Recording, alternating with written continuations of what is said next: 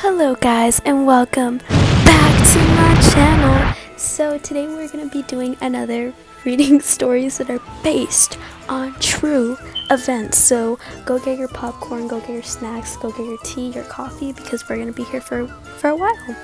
Featuring my pumpkin that has been in all my recent videos, and he will continue being in all of them for the rest of October. So let's get started, guys.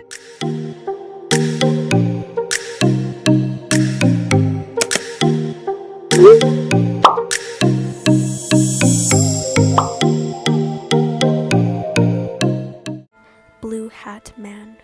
When I was around 9, my best friend lived next door. I'd stand on my backyard fence to talk to her while she ran around and played. She has a little sister 5 years younger than us who would talk to me sometimes too. She was around 4 at the time. One day I was out there talking with a little sister. She paused her story and waved with a big smile at something in my yard towards the garden and started talking to someone. I didn't see anyone there, so I asked her about it, and she said the man with the mustache, blue hat, and a red shirt sitting on the bench waving was talking to her. By this point, I was shitting my pants.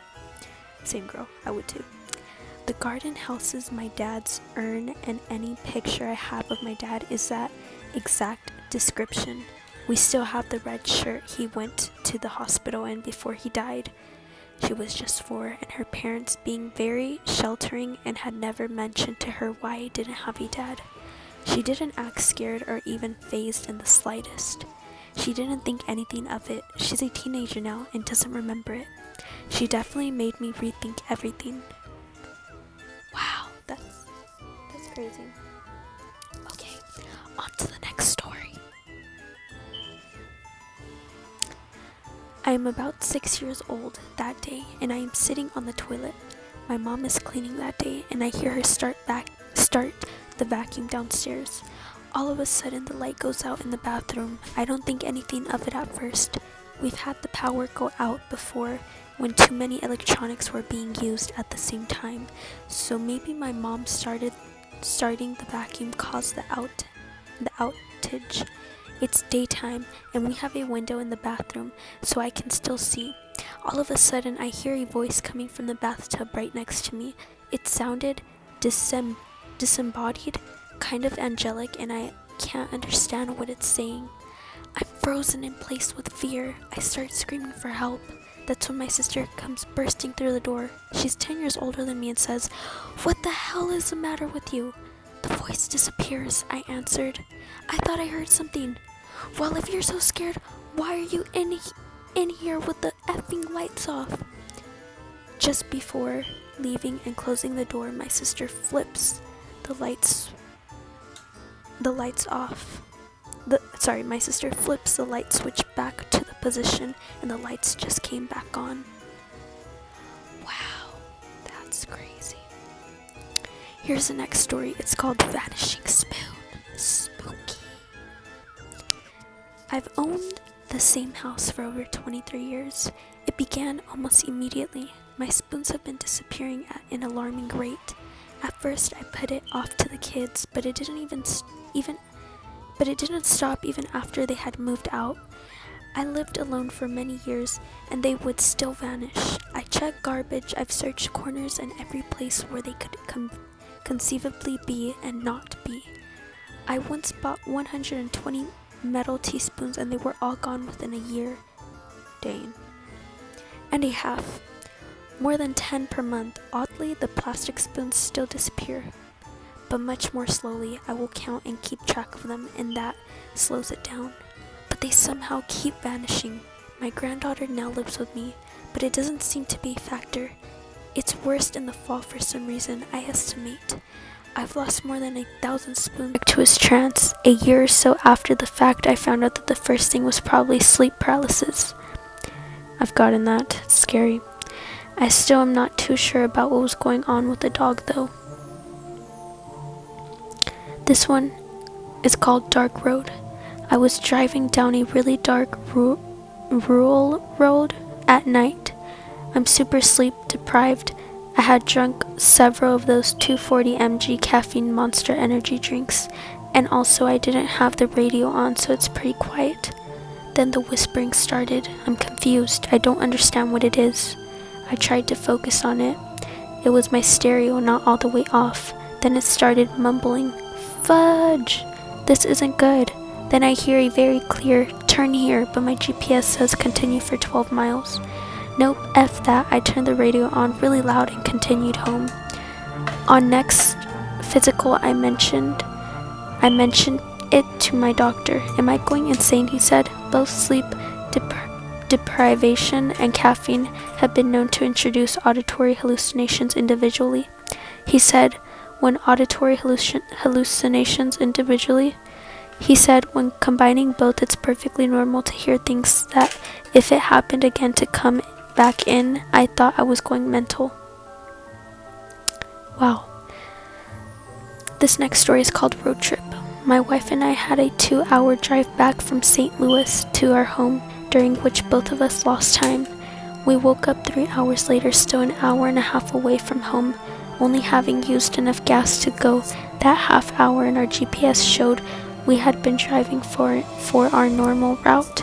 We still didn't have no idea what happened, but we hadn't pulled over, and that neither of us had any memory between taking an exit and seeing this particular billboard for a restaurant we always passed.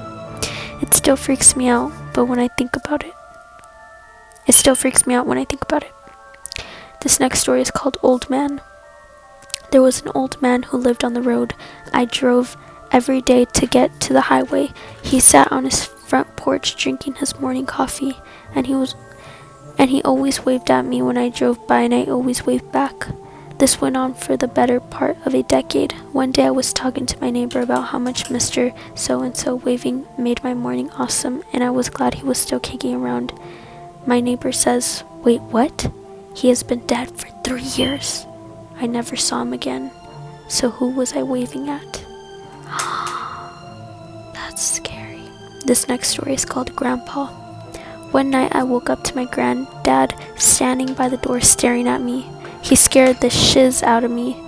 Then there was a flash, and he was gone.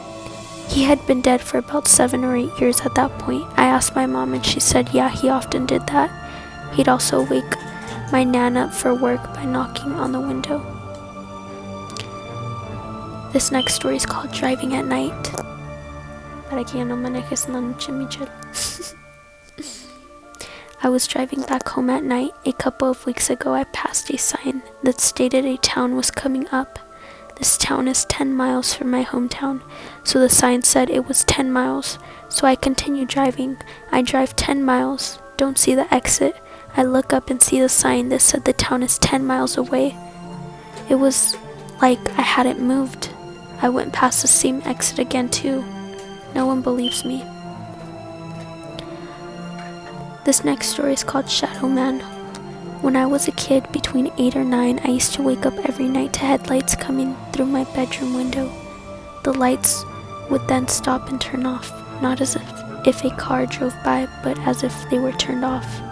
Then I saw long shadow of a man, as if he were looking through my window. He would pass by and stop in front of my window.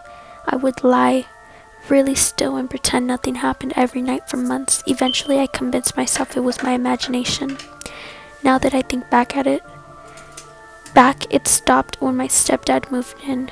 My mom was single, but I was convinced it wasn't real. Across the street, my best friend, whose mom was also single, and she refused to sleep in her bedroom. Her window faced my window. She told me years later it was because every night a man would park in her side yard and walk over to my yard. The long shadows were from the light in her yard.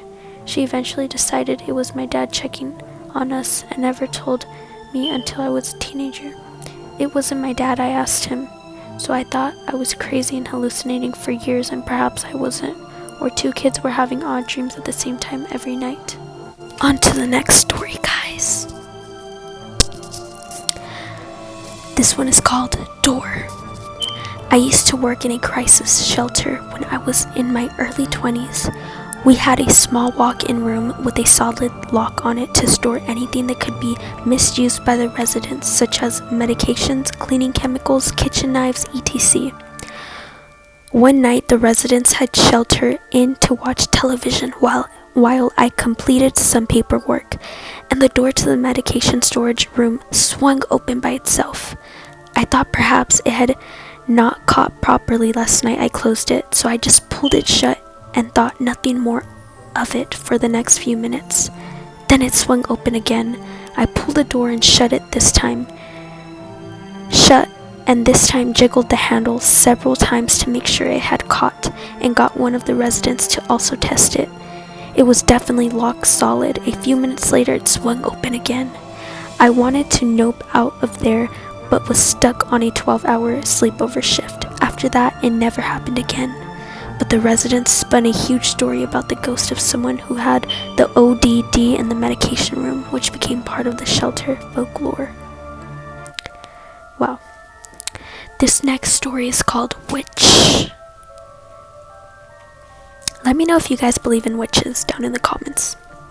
Okay, I'm gonna start now. My family jokingly calls me a witch because weird things always happened around me. I sometimes get weird or useless premonitions. I think that's how premonitions. Like I know the phone is going to ring, or I know something will fall, or something is going to happen.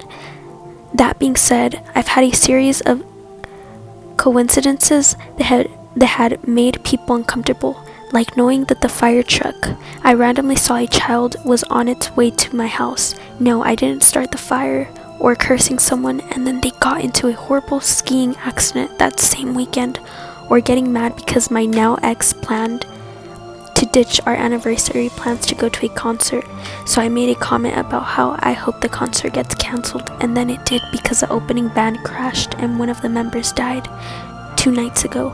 I'm lying in bed with my husband and I say, Jesus, the light is bright, and suddenly we hear click and the bedroom light turned off.